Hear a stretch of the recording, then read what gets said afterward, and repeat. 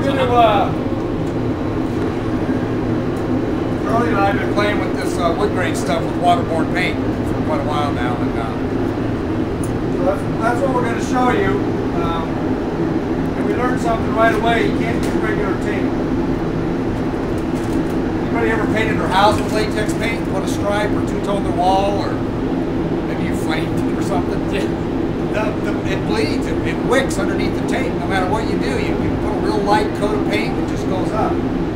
That's a characteristic of latex, so you need to use these fine line types of tapes. So we've been doing all the experimenting for you. What you can and can't do. This is actually a new tape that 3M's come out with too.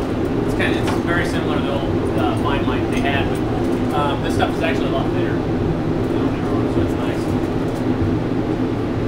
Won't get as big of an edge. Yeah, you don't get that big, heavy edge.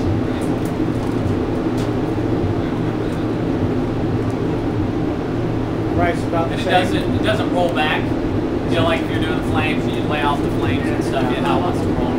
All this stuff works pretty good. Is the price about the same? We use sponges, brushes, my hand, paper towels, tack rug, floss, scuff pads. You can use all kinds of different things to do this. And I'm not going to do much spraying except for just airbrushing. Just to do some shading and do the beveled edges and stuff. So I'm going to start with darker brown paint. Hello. What I like to do is just put my hand in this, and if I just keep pulling this,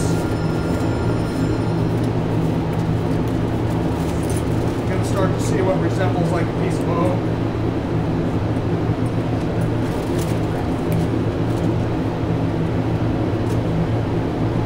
And this technique is one that Charlie developed. Everything's accidental. Light something up. Because I put some paint on a tail light. He didn't like it, so as I wiped it up, it was like, oh, this like, hey, that works. This is turning into something. Yeah.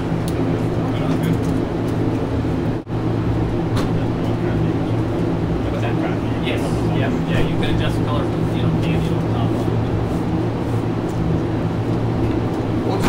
We'll just use this same toner. This is a transparent toner.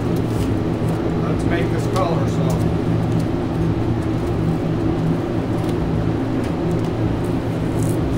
And then if you slightly undermask this each time, I mean, you can see I've already built a dark color in there, which will look like the seam where the two pieces of wood go together. If you don't quite get that, then you just put two pieces of tape and airbrush a little color in there. But if you plan this right, you can do it all in one shot.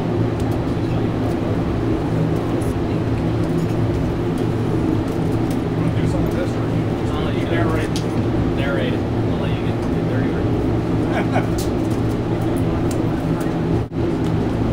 And different sponges have to leave different textures, so you can have fun with just all kinds of different sponges. Throw away those nasty paint guns you got to clean all the time. Yeah.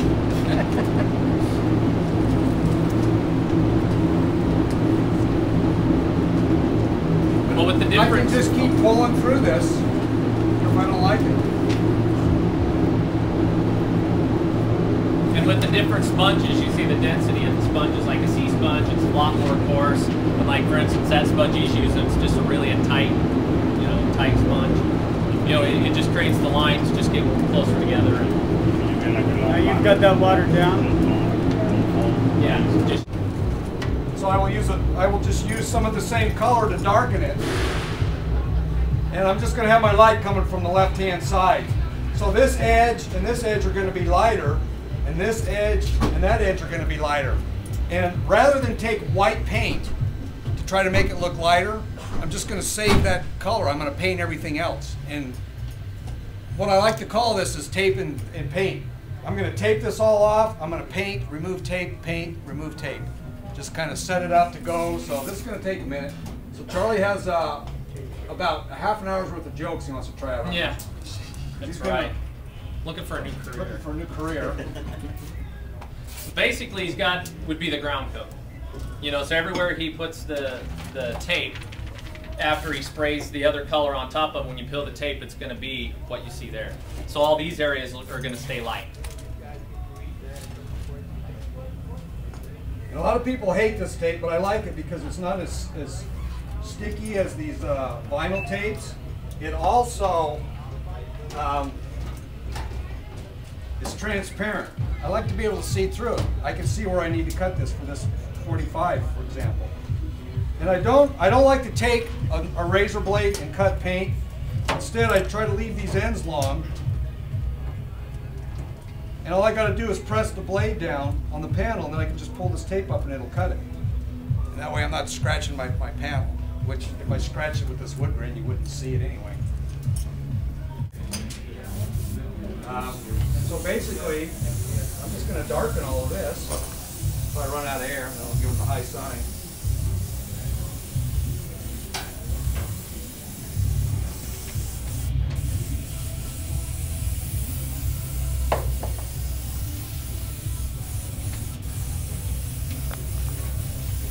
I guess we are going to do something. We'll go online, wood grain tools, and you'll find people that still sell these things. And you can buy them in different widths, but this is an amazing little tool. But it's, again, where you can use it is going to be limited. As you'll see, because it has to be something that's pretty flat. So I just put some paint on here.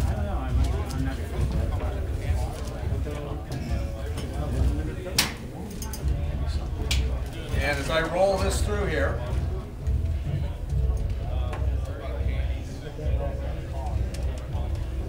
you get different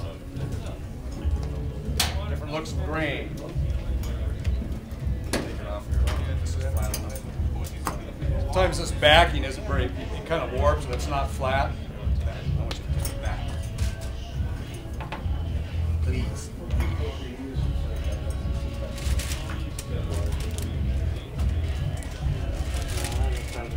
So, just pull it through, just keep messing with this. That's what I like about this. If you're not happy with what you're seeing, just kind of keep doing it.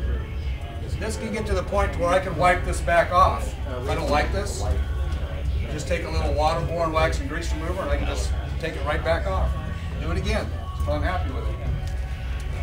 Well, I'll never be happy with this, so we just better call this good.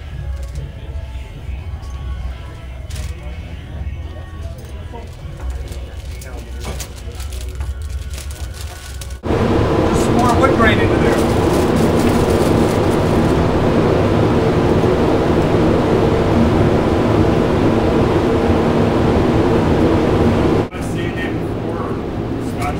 Yeah, this panel's been sanded.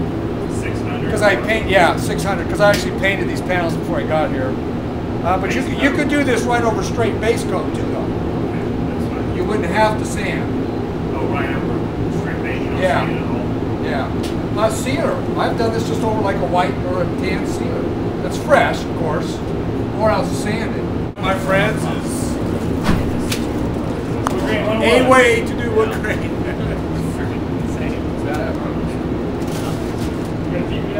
Yeah.